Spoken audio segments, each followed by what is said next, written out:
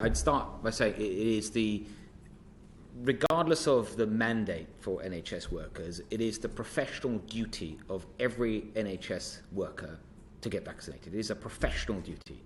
So even before the mandate, the vast majority had.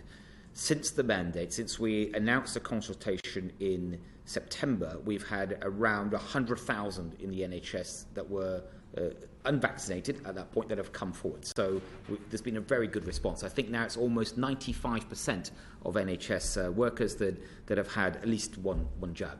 The latest numbers I have is there's around 77,000 that have not. That is improving every day. Not all 77,000 are in scope, because to be in scope, it's if it's a patient-facing role. But the majority of those people would be in scope. And I think it's also reasonable to assume that not everyone ultimately is going to come forward.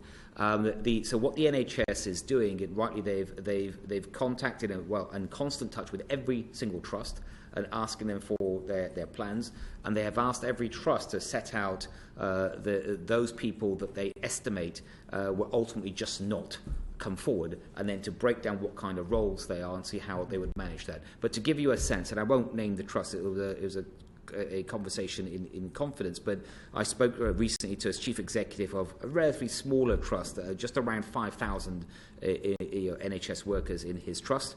And he told me their vaccination rate was around 97-98%, very high, and a lot of that was improvement in the last 2 months, where there's a lot of rightly positive work, persuasion with people about the importance for themselves, for their patients.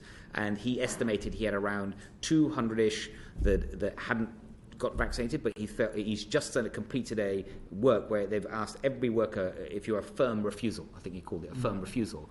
And he estimated he's going to have about 25 out of about 5,000.